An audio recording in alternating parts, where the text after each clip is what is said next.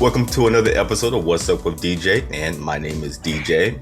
Each week I bring you topics about current events, career development, finance, holistic living, and topics of humor and inspiration. So be sure to subscribe, follow, like, comment, and leave a review on Apple Podcast. So your thoughts and opinions are always appreciated and encouraged. And with all that being said, let's start the show. So my guest this week is Brent Scarpo. He is the author of the forthcoming book, The Red Balloon, which will be available in May 2022 on Mother's Day. Brent Scarpo is a former Hollywood casting director for the films The Shawshank Redemption, The Air Force One, That Thing You Do, and Matilda. He's now bringing those life lessons he learned from Hollywood to transformational life coaching. He has been a keynote speaker for corporations, colleges, universities, and high schools. As a life coach, for over 30 years, he's worked with millennials in high schools and college. His program, Millennials Are Amazing, transforms careers and relationships into a get busy living mindset. Using his 20 Shawshank life coaching lessons, he says, get busy living or get busy dying.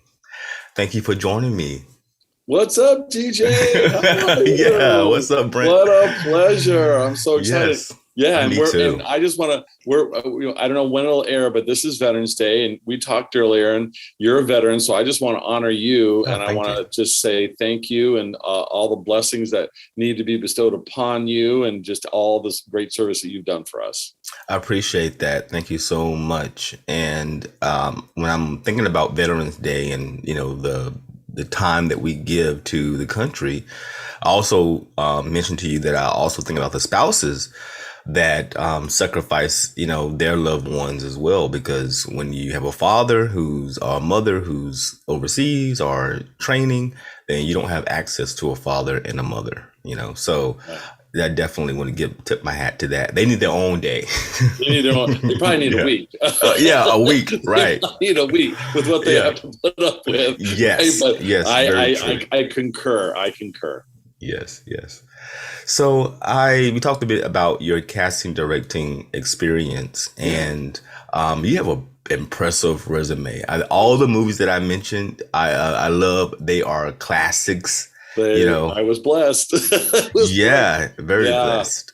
I'm very well, my two passions in life, because I think as a life coach and what I do, especially with my fabulous millennials, is what is it that you're most passionate about? I've often said, look at your relationships, look at your home, look at your environment, look whether you're in the armed forces, look at your career, look at your neighborhood, look at your friends. And if you cannot say, I'm so passionate about these things, I'm so passionate about these people give me such great joy in my life, then you need to revisit those people, places, and things that are in your life. So my two passions are the entertainment industry, and then that turned into a career in life coaching, and now I've actually merged them together. Yeah. So I was a young actor. I'm all about, I think too, when we talk about passion can only be experienced if you live in the present moment. Yeah. Right? You can't live passionately last year, and you can't live passionately for the future. You can hope for the future and create plans for it so that you can live passionately. But to be in the present moment allows you to be in joy, right? I've often said to my clients, when you're in the past, that's usually associated with sadness and depression. When you're in the future, that's associated with anxiety. But when you're in the present, you are in joy. And so for me, the entertainment industry, it's something I've been wanting to do since I was 7 years old. I've known my passion. I am an intuitive life coach, which means I have a high level of empathy, a high level of compassion, a high level of understanding and feeling other people's feelings before they can even feel them. So I just knew at 7 or 8, started as a young actor, and then it's interesting in life, right? We talked about how, your transition out of the Marines and how certain events will move you in directions that you did not expect, right? Yes. And when you go with those movements, right, that's where the miracles for me happen. And I think for most people. So I was dead set on the acting. I had a friend of mine who was a casting director, and she called me and she said, listen, I think you'd make a great assistant casting director. Would you consider being my assistant? And I was like, what? No, Right. Yeah, I'm no, an actor. no. I thought you were calling to help me pay rent. Are you kidding me? What are you talking to be your assistant? No. I didn't see my dream as a child at 7 years of age was not to be, I didn't even know what that was. You need to get a job or a movie or a commercial and get me an audition. I said, no. Yeah. A couple weeks later, she called again. Wow. Please. I said, it's just bad enough. I got enough things on my plate, but just, whatever movie you get, if I can just get some auditions like you've done in the past, I'd appreciate it. About 3-4 weeks after that, she called and she was crying. So I'll let your audience know a secret. If you call me and you're crying, I'll pretty much do anything you want. Make it noted. My pen and paper. Note to that. I need a loan. Call Brent with tears. Right. So I said, what's going on? She said, now in the entertainment industry, it's interesting because we're forever unemployed. You do a series, then it's over. You do a commercial, then it's over. You do a movie, 4 months later, it's over. So she said she'd gotten 2 movies and they won't let her sign a contract unless she brings her assistant. Wow. I was like, oh my Lord. I said, okay. Now, from a life coaching perspective, I'm pushing against this, right? Now, I say to my clients, if you push against it and it doesn't come back, you probably made the right decision. If you push against it and it pushes back, you need to listen. Oh, I like that. You need to listen. And so the third time, 3, very universal spiritual magic number. I said, okay, what are these movies? She said, well, one's called Ed with Johnny Depp. It's about the B-movie horror director. I was like, well, I like Johnny Depp. The other one's called Rita Hayworth and the Shawshank Redemption. I said, that's the stupidest title I've ever heard in my entire life. What is that thing about? Right? And so she tells me, and then she said, I said, well, okay, what would I do? And, what am I getting paid? Well, she tells me what I would get paid. And I nearly fell off my chair. I said, you should have started the conversation with that 3 weeks ago. Are you kidding me? Wow. I was getting paid like 20 times as much as what it is, right? So I said, I'll do this if you can try and get me an audition. And she said, I'll do what I can. And so, because I got myself out of my own way, right? Because a lot of clients, a lot of people who are listening to your show right now would say, oh, I would never done that. I would stick to my guns and so on and so forth. But you've got to know, and I'm going to use the word God, but for all your listeners, whatever your higher power is, just substitute, right? There's that famous saying, there's my plan and there's God's plan. Oh, yeah. God laughs usually but you have to come up with a plan in order for it to be a melding of the minds. So I knew. So I ended up being one of the assistant casting directors on what is one of the top 10 films in the world that you're supposed to see before you die, called now The Shawshank Redemption. Yeah, it's playing somewhere right now. Exactly. And tomorrow, and in an hour, and in 6 hours. And yes, absolutely. And then after that, I opened up my own casting company because why? I found a new passion. Because I got myself out of my own way. I tried something and I was like, oh, didn't see this coming. Oh, now my plan was to be in the entertainment industry.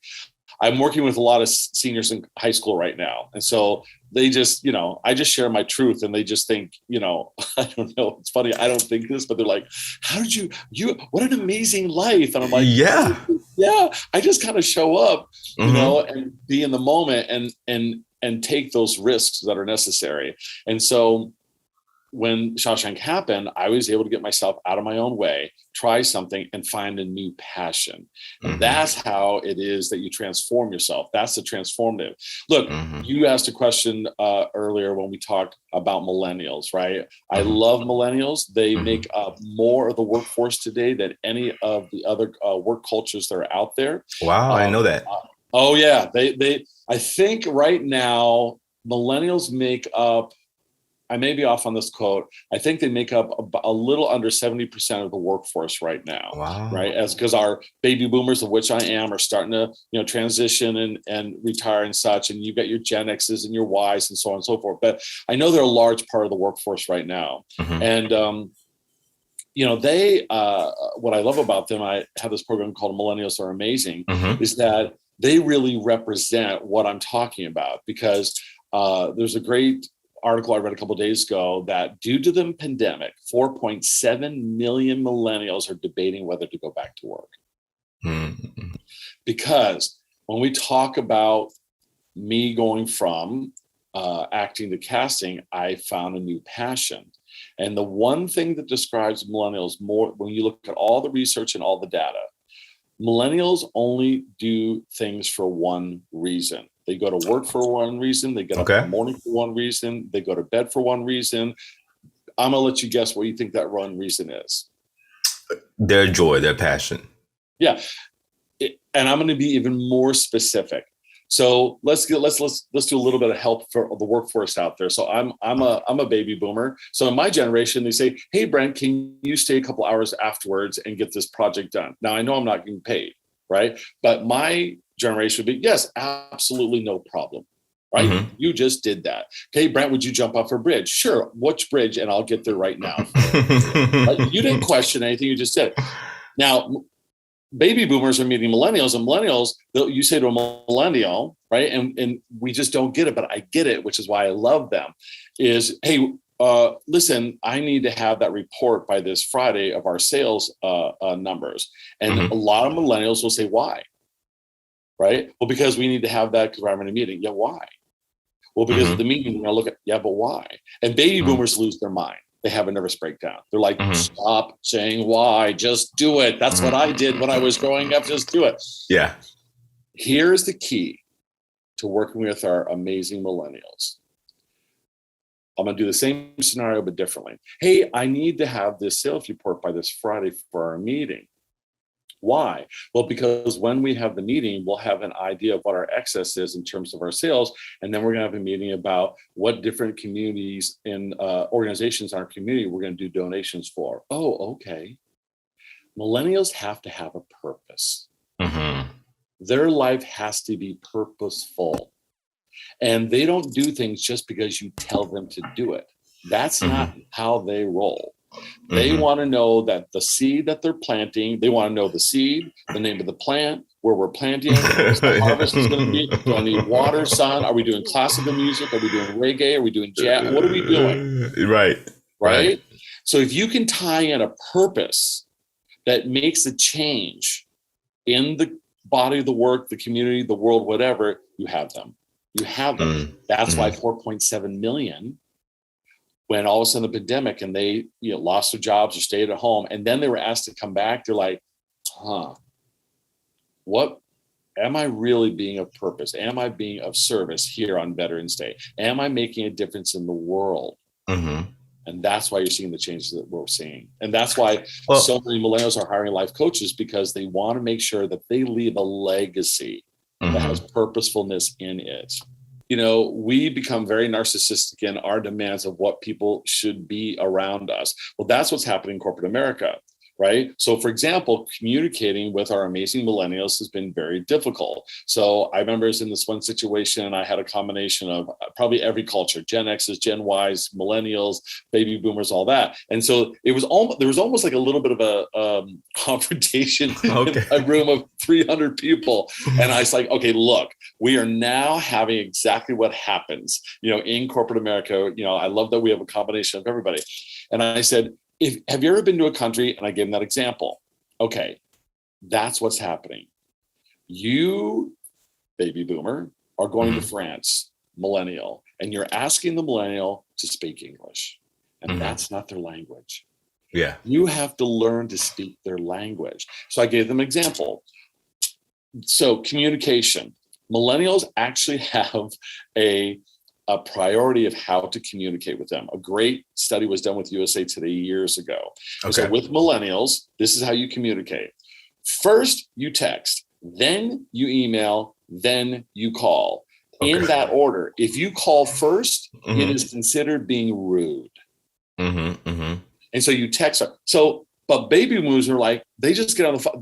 They can't even see the numbers on the phone. They're trying to text, right? So they're trying to text the millennial on floor 7, they're on floor 2, right? And like, Right. for God's sake, Yeah. listen, they don't Just call me. Right. They don't pick up the phone.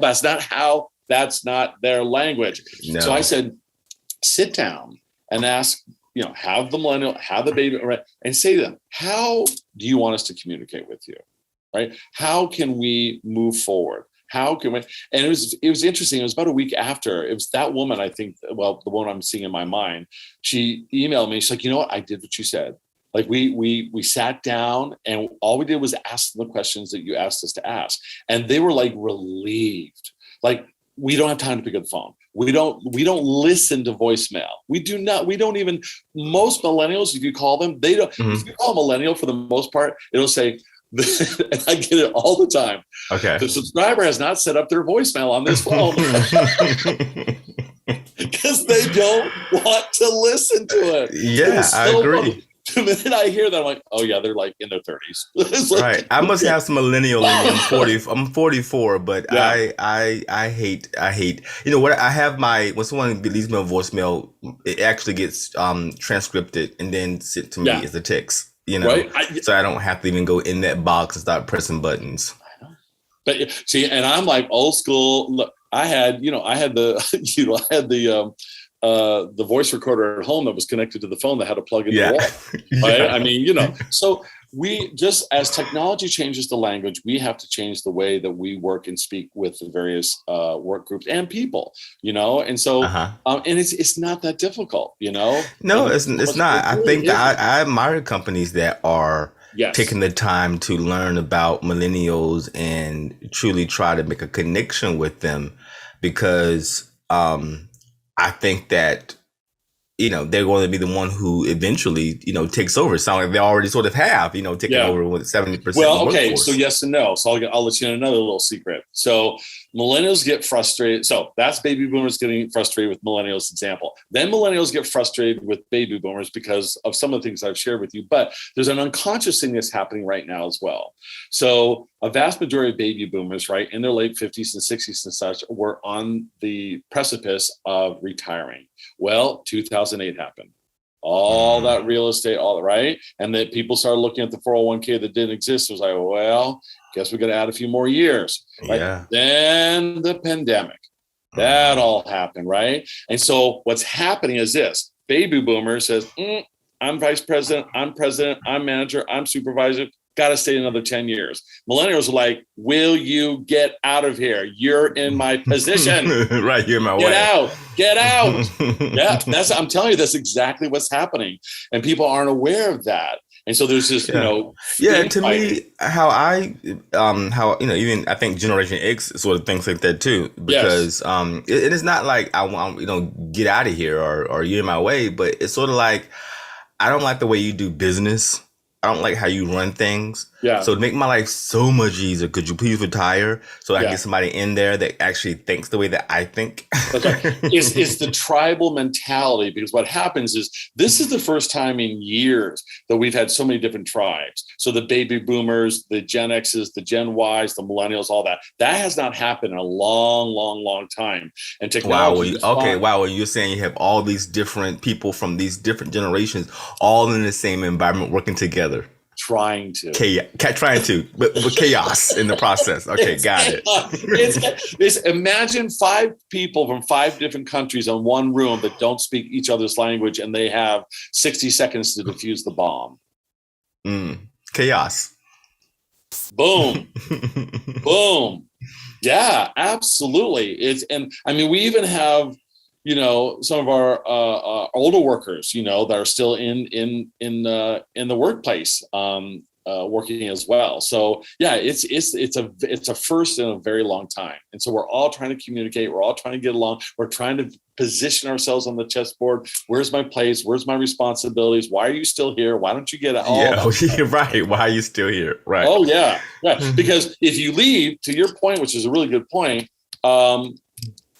I could get things done faster because I get to do it my way. I don't have to do it your way. Exactly. So it's one thing I try to do in terms of working with others. And, I like to think of myself as, a person who is a bit more conscious, a bit more aware, and not to go into situations with that kind of perspective. to try to understand the way somebody thinks, of course, baby boomers, and try to understand that so that it's not me just going, just being dismissive and saying, why don't this person just retire? Right. But I have to admit, when I hear a baby boomer say they're going to be retired in 2 or 3 years, depending on their likability, I'm like, thank God. Yeah. Woo woo. Right? Woo I'm like, can that be woo. right now? Yeah. Yeah. But You yeah, did. so Yeah. go ahead. You were saying? No, no. It makes perfect sense because we all have our own tribe. We have our own people. When I work with clients as a life coach, one of the questions I ask is, who is your tribe? Right. And Okay. they don't always, Great question. who's your tribe? Right. Because you have to honor your tribe before you can communicate and work with other tribes. But, Hmm. and a lot of times when you're stuck or if you have blocks, you don't know exactly who your tribe is. You don't know who your tribe is and you don't Hmm. know what you're passionate about. Then that's the first step. We've got to define who your tribe is. Right. Yeah. And then once we find the tribe, How do you do that? then, How do you define who your tribe is? oh, great. It's a great question. So, a lot of, so for me, I love the work culture example. So, we look at their ages. So, are you a millennial? Are you Gen X? Are you a baby boomer? Are you Gen Y? Because, there are variations or themes for each one. Right. So I'll talk to my client and say, well, how old are you? Oh, you're a millennial. Yeah. Well, millennials are A, B, C, D, E, F, G, H, I, J, K. Oh, yeah, that's me. That's me. Oh, no, that's not me. Well, I'm more of a Y in that. Right. So then we start in that part. Right. And Hmm. then for me, because I have this, and we talked about this as well, I have this program called Millennials Are Amazing. And I've been doing it since I started actually life coaching in 2008. I started niching into millennials because my whole life I've been in education and entertainment. And so with education, I've worked everything from elementary school kids up to college. And the vast majority of my history with them, they've turned into millennials, right? So I have this really great program. It's 21 weeks. And what we do is we peel through meditation, through a book that I use, through journaling, through exercises that I've invented in the last Hmm. 10, 12 years, along with exercises that I've researched online. We find what it is that you're most passionate about, what's keeping you from being purposeful, right? And that allows you the ability to define your tribe. Case in point, I had this one young man, he was in his mid 20s. And so I do all the things I share with you, right? Hmm. So the thing that he shared with me about being passionate is he loves music, loves it. He lived nearby, so I went to one of his concerts at the bar. Listen, he plays 11 different instruments. I mean, amazing. He's written like half an album. I'm like, wow, okay. Hmm. Now we got to make some money, is what his father said. Yeah. So I said, great, you have all this talent. Let's find your tribe, right? Hmm. So there's a great school in Los Angeles called the Music Institute, MI, and I Yeah. know people there. So I, called and did my little magic, and he wasn't following through. I need Hmm. you to apply. Oh yeah, I'll get to it. I need you to get your high school grade. I will. Listen, you got to do a demo. It's just 2 or 3 minutes. You haven't got And finally, I was like, wait a minute. Hmm. So I sat him down. We had a little Zoom call, and I said, this is not happening. You're not creating the action steps necessary to make this. Listen, he said, Hmm. you don't understand. I'm not college material. Hmm. Oh, the breakthrough. Hmm. Right? Because for every time we try to find our tribe and we get to where it is that we're passionate, we face the fears that we have to overcome in order to believe that our self-worth, self-esteem, and self-confidence is enough to actually embrace the passion that we so desperately want. Right? Hmm. Man does not fear losing. Man fears winning. Yeah. Yeah. I like that Man quote fears from Marianne winning. Williamson. Yeah, Marianne Williamson, Desmond Tutu, Mahatma Gandhi, they all have various versions on it, which is wonderful. And I said to him, I said, that's a paradigm that you believe, but that's just really fear disguised because that is your tribe. And Right. I said, we need to overcome that fear. So reluctantly, he did all things I asked him to do. I met him at the school. I'm happy to say he just graduated last year. Wow, that's amazing. Yeah. Yeah. So what was the disconnect? Was it disconnect that um, that he was experiencing that Sure. made him feel as though, So most of our disconnect is based in our past, right? Mhm. Didn't graduate for high school. I don't have a high school diploma. I have a GED. Well, GED, that's not real. That's Mhm. no one's going to take a GED, even though I have a GED. But that's so well because I'm not real. I didn't even make it through high school, so they're not going to accept me because I've got a GED. So why am I even going to waste my time in doing that? And then I'm musically talented, but that's when he started really perusing the website and he saw the big names and the big guitarists and the people that are famous right now that actually graduated from that school when they went to find their who Eddie Van Halen. Oh yeah, no, I'm not him. No, I can't do that. No, and how we got through a lot of that, a lot of great life coaching. And I said, what do you mean you're not him? He goes, well, I'm not him. I said, you're missing the final words of the sentence. He goes, what do you mean? You're not him yet. Okay, yeah, that's important to understand. I mean, and talking a lot of limiting ideas and judging yourself against others that he had to sort of overcome. Right. Because what happens, again, it goes back to what you're saying. We don't fear losing, how fear winning, right? Yeah, So then when you find your tribe, then what happens sometimes is, am I worthy of my tribe? Yeah, am I worthy? Exactly. When I find my people and they show up and they're there, and then they know it's your people. Right. Because he was salivating at that, right? But then we start questioning, oh my God, right? And to your Is point, this too big? Because one thing I think I deal with is this dream is it too big? And sometimes. But that's okay. Can I do a little life coaching with you? Yeah, sure. Okay. It's not, I'm going to push back. It's not, is it too big? The question you're asking is, why do I think I'm too small? I like that. There's nothing too big. Yeah. Nothing too big. It has nothing to do with that. Why is it that I think I am so small that I cannot, aspire to that greatness? What's keeping me from growing into the essence of who I know I really am? Yeah. The essence of who I know I really am. Yes. And I definitely believe that. I definitely can accept what you just said. Definitely. Definitely can take that. Everybody listening, just go ahead and take a coffee break. Yeah. I'm working with DJ here. Exactly. I can definitely receive that. Yeah, absolutely. Because a lot of time I talk to people all the time and I think that people bring their best, and you should always bring your best foot forward, but we all have those reservations, and I'm always asking people all the time. One of the number one questions I ask people all the time is, how do you accept when you feel as though the dream is so big? How do you move forward without that sort of making you freeze or making you feel as though, like you said, you're too small? And I think the number one thing that we get different forms of the answer, but the number one answer is you just do it anyway. I think to your point, the answer also is, and you said it beautifully, by the way, because I didn't always have that. I'll be straight up and transparent and authentic with you. Look, we even see this in 12-step programs, to be able to accept it. Yeah.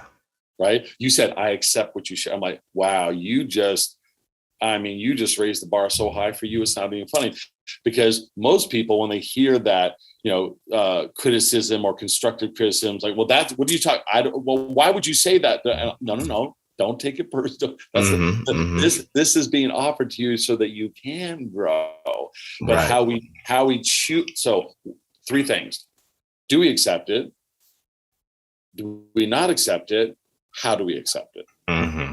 Exactly. And I totally get it. I get that, that the physical aspects of ourselves is just a minute aspect of a larger thing that we are. And, we're so dominant in society. That's the thing. I mean, look, I work in the entertainment industry. Are you kidding me? Yeah. Please. I can tell. And as a casting director, you have stories. I think someone told me before, like, casting director, producer, really what you are is the therapist on set to keep everybody calm. I'll tell you a really great story. And I did this I share this story when I do my diversity and inclusive work, because I'm very big on diversity, very big on inclusivity. When I did Matilda, right? And for those of you feeling Matilda, Danny DeVito did the movie. He directed it. He was in it. He didn't write it. And so my job was to hire the kids, right? Mara Wilson, who played Matilda, she was actually hired through the head casting director. But I had to find all those kids to be in that school scene, so on and so forth. Mm-hmm. So, and you don't always get this, right? But to our point of our previous conversation, so I said to Dan, I said, wow, this is a different departure for you in terms of films you've done, because he does those very dark films. And long story short, people don't know this. The only reason he did that film is it was because it was his daughter's favorite book. Oh, wow. And one time Danny was reading it to his daughter. And when you're in the film industry, you're not home a lot, just like our servicemen and servicewomen. Exactly. Thing, right. Except, what we're doing is nowhere near as dangerous as what you all are doing. And he said, I was reading the book to my daughter, and all of a sudden my daughter stopped and said, Daddy, I think you should make this into a movie one day. And Danny said, I looked at my 7-year-old and I said, for you, anything. And that's the only reason that movie got done. So when I got the vision of what it is he was looking for, I said, well, what are you looking for in terms of kids and such? And this is how he described it, which I thought was beautiful, because you don't get this a lot. He said, I want, as close as we can get, the ability that no matter what child goes into the movie theater to see this film, that in some shape or form, he can see him or her. Yeah. Yeah. That's a great intention. Blew my mind, right? Because all the other stuff I had to deal with, right? I'm doing a beer commercial. We want blonde women with big breasts and blue eyes. I'm like, well, can we have an Asian woman with small breasts and brown eyes? Like, no. You know they do drink beer, don't you? Can we want a white doctor at 6'2" that's 47. Well, can we have an African-American doctor that's 34 that wants to be a doctor too? I'm telling you, I'm surprised I was fired years ago. But we've gotten better. But again, to your point. Yeah, it's really gotten better, because a lot of times, me being African American, when I watch, BET, or I watched a commercial and it was primarily African Americans in the commercial, you knew you were watching BET, right? So, but now, you don't know what channel you're watching when you see African Americans. It's gotten better. It's definitely gotten better. But it took. A lot of us to get it took, okay, well, we're going to wrap it together. It took us to look in the mirror. Yeah. We had to look in the mirror. All of us. Yeah. We're constantly looking in the mirror. Look, this is why, and this is why I love my millennials. I love working with them. Again, I do a 21-week program. You can go to my website, which is brentscarpo.com. In fact, I'll even do this for y'all. If y'all want, I do a transformative, intuitive reading for all my clients. It's completely free of charge. It's my gift to you. So anybody that hears this, as long as I'm alive and well, if you text me, what's up, DJ, to 760-835-3327. Again, 760-835-3327. I will do an hour-long intuitive reading for you, and we will be able to get through what I call the good, the bad, the ugly, and the beautiful. And I'm about 86% right so far to date in terms of, you just got to send me your birthday, give me 24 hours, we'll get on the phone, and we'll be able to have some strategic plans for you in regards to what's keeping you from becoming the best version of who you are. Yes, and I'll leave those links down in the show description so that people can definitely reach out to you. Yeah, so are there any other ways that individuals can reach out to you? Yeah, so I would say you can go to my website, which is brentscarpo.com, BRENTSCARPO.com. Email Brent@brentscarpo.com. You've got my cell phone of 760-835-3327. I'm on Facebook. I'm on LinkedIn. I'm doing all the things that I pushed against, right? Oh, yeah. I was like, what do you mean I want to do? The only thing I won't do is Twitter. I just, you know what I'm really into? And it's, I have a service dog, and I have a emotional support dog that works with me when I work with kids. So my Instagram is at Brent and Sophia. And then I'm on TikTok. I think it's Brent and Sophia as well. Okay. I love TikTok. I don't know why. Yeah, TikTok is cool. It's cool. It took me a while to get the hang of it, but it's cool. I guess when you look at the various forms of creativity, right? There's it's a, I don't know, if I can look at something and it moves me emotionally, which TikTok does, right? Instagram, not so much because there's so many pictures and things. But people are bearing their soul on TikTok. They really are. They definitely invite people into their lives in a way that I've never seen people invite people into their lives. Exactly. I mean, look, if I see, to bring it back to today, my favorite is watching the soldiers coming home and surprising. And I'm like, I got to have about 9 boxes of Kleenex just to get through those videos. I mean, that's where we use social media in an effort to allow people to see the essence of your soul. What I say, I teach leadership to corporate America, diversity to corporate America. If you're a corporation, you would love to have me come speak, I would love to come. But, we teach that there are 8 basic foundations of good leadership. My 2 favorite are transparency and authenticity. I think that's what's going to really be the key to getting us through the challenges that we're facing right now. Yeah. And I love that you said that you're using social media to show the essence of your soul. That's just amazing. To me, if we all did that, social media would be totally different. Well, because it's making a huge transition because, as my one friend who's a leading psychologist here in California talked about, because I'm always questioning things. I think it's important. So I didn't have Facebook, I just didn't. And I said, well, I think I have to. And because I, to be able to practice what I preach, I have to speak the language of the people that I absolutely adore and love, and that's millennials. How am I going to help them if I don't? I remember my first text, and she used to call it fake book. Fake book. Fake book. I said, fake book? She said, no, that's real. I said, what are you talking about? This is about 10, 12 years ago. She's like, go ahead and look at it. Go get some friends and watch it and then come back to me. So I did. I looked at friends, and it was really interesting because there was this one that I looked at and it's gotten much better. I think that's what TikTok is the birth of what Facebook really wasn't able to do. In that, I remember seeing, I won't say who, but I saw a friend of mine and just all these great pictures and the wife and the kids and da-da-da. Well, I also knew at that very moment in time, he was going through a brutal divorce. Brutal. And this was current. So let's bring it back, right? He was using Facebook as the mirror to put the makeup on. Yeah. And what I've been noticing with TikTok is that people are becoming more real. They're becoming more transparent. They're becoming more authentic.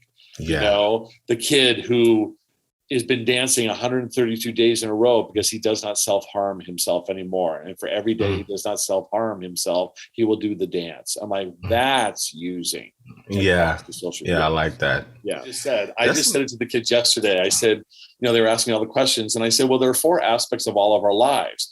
There's the good, the bad, the ugly, and the beautiful. And there's not one person in the world that has not gone in and out of the good, the bad, the ugly, and the beautiful. But my clients, what I do with them is I try to get them to own the ugly. Because if you own the ugly, that's the only opportunity that you have to turn it into beauty. If you choose not to own your ugly, to your point, right? Once you own the ugly, then the ugly has the ability to transform into the beauty. Yeah, I totally 100% believe that. Yes. Yeah. I like that. Well, we're going to keep on, enlightening the world. Yes. And not only just giving it to them intellectually, but teaching them how to apply it practically to their lives. Live it. Live it, learn it, live it. Yes. Absolutely. Yes. Yeah, we'll come back. My book comes out April of 2022. It's called The Red Balloon, Transforming Your Life, One Inspirational Story. Is it April or May? May, you're right. Well, I'm going to be in Indiana April. We're going to showcase it in May. So I'm going to have a book launch. Both on Zoom, because that's what we do now, and then I'm going to have an actual launch in the state of Indiana. I have some relatives there. We're going to do a fundraiser for the local cancer organizations. Wow. So, but it's really going to be a Mother's Day celebration with a lot of different themes to it. So I'll be in Indiana in April. People can email me. I'll put you on my private book list. You'll be invited to the private book launch on Zoom. If you're in Indiana, you can come. Absolutely.